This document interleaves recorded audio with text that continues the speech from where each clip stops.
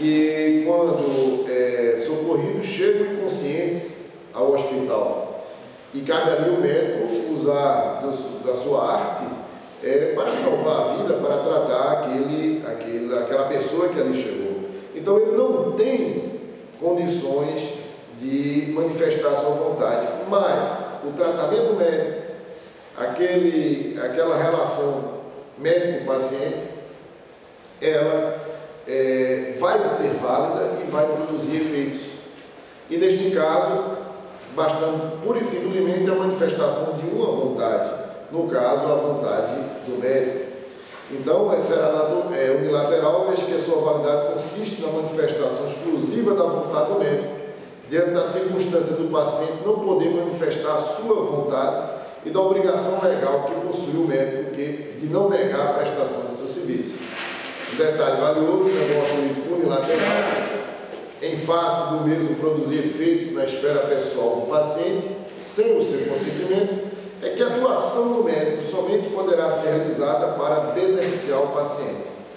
Isso aqui é uma coisa interessante que estudando a teoria geral do direito civil e o negócio jurídico unilateral, para produzir efeitos em uma esfera jurídica de terceiro, ou seja, o terceiro não manifestou sua vontade. O terceiro vai ser, vamos dizer assim, parte, vai receber os efeitos da manifestação de vontade unilateral. Esses efeitos só podem ser benéficos. E está aí aquilo dentro da teoria geral do direito civil. Se colocarmos isso hoje para as relações médico-paciente, para o próprio Código de Deontologia Médica, a gente verifica que é o mesmo tratamento. Ou seja, a fonte está na teoria geral do direito civil. Evidentemente, não é só um negócio jurídico bilateral, não é só um negócio jurídico unilateral, pode ser também uma prestação de serviço público, pessoa recebida no hospital de emergência, e ali não pode ser nenhum contrato, é um serviço público.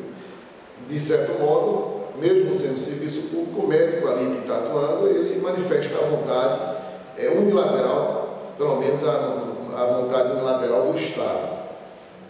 O professor Pedro Romano Martins, a respeito da doutrina portuguesa, acentua que a relação jurídica entre médico e paciente é de ordem obrigacional, podendo, caso a caso, ter origem em um contrato de prestação de serviço, em um negócio jurídico unilateral ou em uma atuação em gestão de negócio.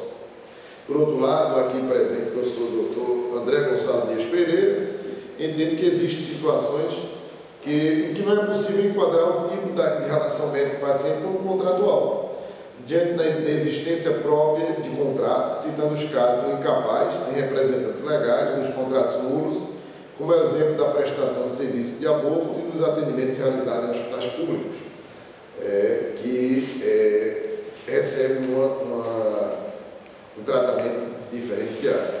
Mas, a princípio, o que podemos dizer é que, enquadrando como um fato jurídico, enquadrando como um negócio jurídico, nos permite verificar justamente os requisitos de validade desta relação médico-paciente. Então, toda discussão a respeito dessa natureza jurídica entre médico e paciente envolve o interesse de investigar os elementos constitutivos do negócio jurídico, os quais irão determinar a validade e eficácia da manifestação da vontade do paciente. Ou seja, que elementos são esses? O sujeito, o objeto e a forma de exteriorização dessa vontade, a forma, na lei brasileira, forma prescrita em lei. Então, diante da figura do sujeito, do negócio jurídico na relação médico-paciente, podemos dizer que, sendo a figura do consentimento, ou seja, sendo a figura da vontade, o elemento principal para a produção de efeitos no negócio jurídico, o que mais se protege é o sujeito, porque é este sujeito que irá manifestar a sua vontade e essa vontade é que irá determinar os efeitos do negócio jurídico.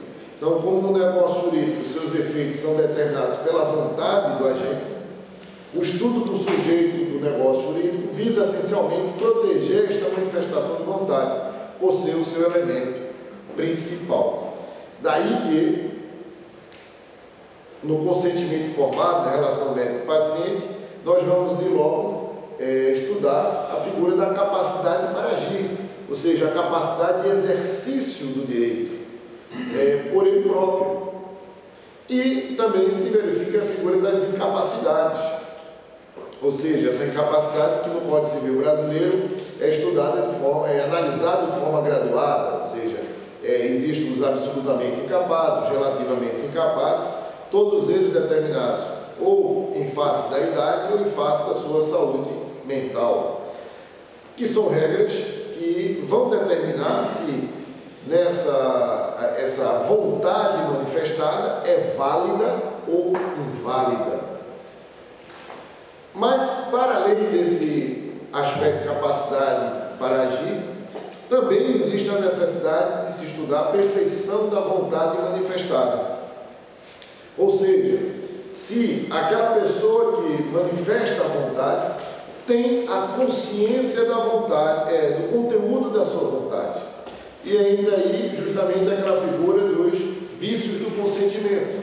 Será que a vontade expressa por ele é sua vontade real? Será que ele compreendeu bem a situação de forma que ele tem consciência do que está manifestando como vontade? E diante disso, será que ele não está diante de vícios do consentimento? Será que ele não foi levado a erro? Será que ele não foi induzido a manifestar aquela vontade por dolo?